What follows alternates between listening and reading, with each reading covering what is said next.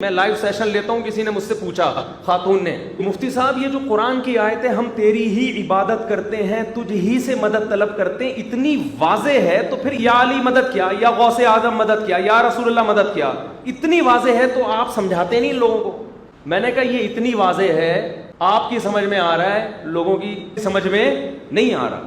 میں نے کہا یہ کیوں سمجھ میں نہیں آ رہا؟ یہ بھی قرآن بیان کرتا ہے۔ قرآن کہہ رہا ہے الہم ارجل یمشون بہا، کیا ان کے پاؤں ہیں جن کے ساتھ تم چلتے ہو؟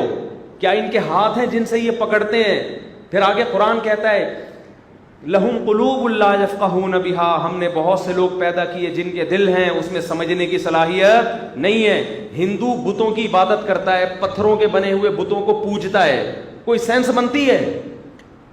وہ بھی تو کتنی، ان میں ڈاکٹر بھی ہیں، ان کے انجینئر بھی ہیں، ایجوکیٹڈ لوگ، وہ یہ کام کر رہے ہیں، کوئی سینس بنتی ہے؟ جیسے اس کی سینس نہیں بنتی، ایسے ہی مسلمان کے لیے یا علی مدد یا رسول اللہ مدد کی کوئی سینس نہیں بنتی۔ اس عقیدے کو قرآن نے دو چار کی طرف 5 دفعہ دن میں ہم پڑھ رہے ہیں، 5 ٹائم، ایاک نعبد و ایاک نستعین، تو بات ختم ہو گئی۔